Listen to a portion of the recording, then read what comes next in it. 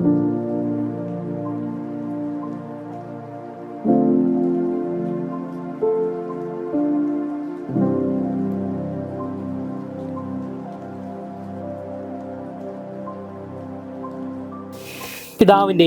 പുത്രൻ്റെയും റൂഹാദ് ഖുദ്ദൂസിന്റെയും നാമത്തിൽ എന്നേക്കും ആമേൻ.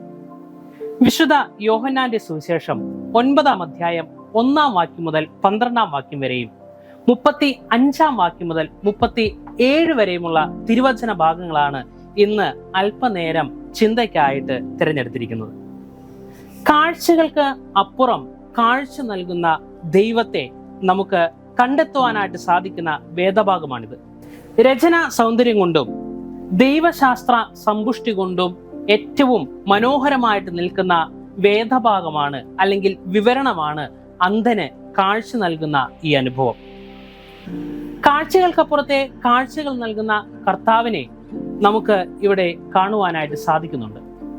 എന്താണ് ഈ കാഴ്ച നൽകുക എന്ന് പറഞ്ഞു കഴിഞ്ഞാൽ, ക്രിസ്തു തന്നെ സ്വയം പ്രഖ്യാപിക്കുന്നുണ്ട്, ഞാൻ പ്രകാശമാകുന്നെന്ന്. ആ പ്രകാശമാകുന്ന ക്രിസ്തു മറ്റുള്ളവർക്ക്, അന്ധത നിറഞ്ഞവർക്ക് പ്രകാശത്തിന്റെ അനുഭവം നൽകുകയും ആ പ്രകാശം സ്വീകരിക്കുവാനായിട്ട് അവൻ തയ്യാറാകുകയും ചെയ്യുന്ന നിമിഷങ്ങളെയാണ് നമുക്ക് യഥാർത്ഥത്തിൽ കാഴ്ച നൽകുന്ന അനുഭവം എന്ന് വിശേഷിപ്പിക്കുവാനായിട്ട് സാധിക്കും.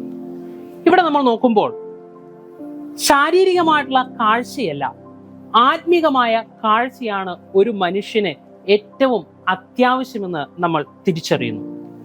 അങ്ങനെ നമ്മൾ നോക്കുമ്പോൾ അന്ധത എന്ന് പറയുന്നത് ദൈവികമായവയെ കണ്ടെത്തുവാനായിട്ട് സാധിക്കാതെ പോകുന്ന അവസ്ഥയാണ്. ഒരു മനുഷ്യനിലെ കുറവുകൾ ആ മനുഷ്യനിലെ ദൈവത്തിന്റെ പ്രവൃത്തി നിവർത്തിക്കപ്പെടുവാനുള്ള നിമിഷങ്ങളായി, സാഹചര്യങ്ങളായിട്ട് നമുക്ക് കാണുവാനും അതിനെ തിരിച്ചറിയുവാനുമായിട്ട് സാധിക്കണം. അതിനുവേണ്ടി ക്രിസ്തു എന്നിലും നിന്നിലും ചേർന്ന് നിൽക്കുന്നുണ്ട് എന്നുള്ള ബോധ്യം നമുക്കുണ്ടാകണം. അങ്ങനെ ചേർന്ന് വരുന്ന ക്രിസ്തുവിനെ കണ്ടെത്തിക്കൊണ്ട്, മനസ്സിലാക്കിക്കൊണ്ട് ആ ക്രിസ്തുവിന്റെ പാദപീഠത്തിങ്കൽ നിൽക്കുവാനായിട്ട് നമുക്ക് എപ്പോൾ കഴിയുന്നുവോ, അന്ധനെ പോലെ ക്രിസ്തുവിന്റെ പ്രകാശത്തെ തിരിച്ചറിയുവാനായിട്ട് നമുക്ക് എപ്പോൾ സാധിക്കുന്നുവോ, അപ്പോഴാണ് നമ്മുടെ കാഴ്ചകൾ വ്യത്യസ്തമാകുവാനായിട്ട് തുടങ്ങുന്നത്. യഥാർത്ഥമായിട്ടുള്ള കാഴ്ച നമുക്ക് ലഭിക്കുവാനായിട്ട് ഇടയാകുന്നത്. കാണാനാകുക എന്നുള്ളത് വലിയ കാര്യമാണ്. അതുപോലെ തന്നെ വലിയ ഒരു കാര്യമാണ് വിശ്വസിക്കുവാനായിട്ട് സാധിക്കുക എന്നുള്ളത്. നമ്മൾ സൂചിപ്പിച്ചതുപോലെ വാക്യം 35 മുതൽ 37 വരെയുള്ള ഭാഗത്ത് നമുക്ക് കാണുവാൻ സാധിക്കുന്നത്, യഥാർത്ഥമായ കാഴ്ച ലഭിച്ചവൻ അതിനേക്കാൾ ഉപരിയായിട്ട് ആത്മീകമായ കാഴ്ചയിലേക്ക് നടന്നു നീങ്ങുന്നു എന്നുള്ളതാണ്. അത് ഇങ്ങനെയാണ് നമുക്ക് വായിക്കുവാനായിട്ട് സാധിക്കുന്നത്. അവൻ വിശ്വസിക്കുവാനായിട്ട് ആരംഭിച്ചു. ആരാണോ തനിക്ക് കാഴ്ച നൽകിയത് അവനിൽ വിശ്വസിക്കുവാനായിട്ട് ശ്രമിക്കുന്നു. വിശ്വാസം നമ്മുടെ എല്ലാവരുടെയും ഉള്ളിലുണ്ടാകണം. നമ്മെ സഹായിക്കുന്ന, നമ്മളോട് ചേർന്ന് നിന്ന് ദൈവത്തിന്റെ പ്രകാശം നമുക്ക് നൽകുവാനായിട്ട് ശ്രമിച്ചുകൊണ്ടിരിക്കുന്ന ക്രിസ്തുവിന്റെ അടുത്ത് നിൽക്കുന്നവരാണ് എന്നുള്ള വിശ്വാസം നമുക്കുണ്ടാകണം. ക്രിസ്തുവിനോട് ചേർന്ന് പ്രവർത്തിക്കേണ്ടവരാണ് എന്നുള്ള വലിയ ബോധ്യം നമുക്കുണ്ടാകണം.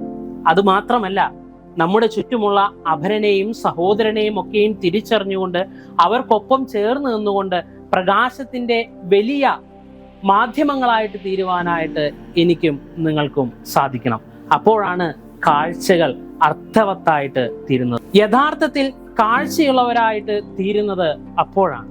അതുകൊണ്ട് പ്രിയപ്പെട്ടവരെ, ദൈവത്തിൽ നിന്ന് പ്രകാശം സ്വീകരിച്ചുകൊണ്ട് ആ പ്രകാശത്തെ മറ്റുള്ളവർക്ക് നൽകിക്കൊണ്ട് യഥാർത്ഥ കാഴ്ചയുടെ അനുഭവങ്ങളിലൂടെ മുന്നോട്ട് പോകുവാനും ആത്മീയമായ കാഴ്ചയായ വിശ്വാസത്തിൽ അടിയുറച്ചു നിൽക്കുവാനും എനിക്കും നിങ്ങൾക്കും സാധിക്കട്ടെ.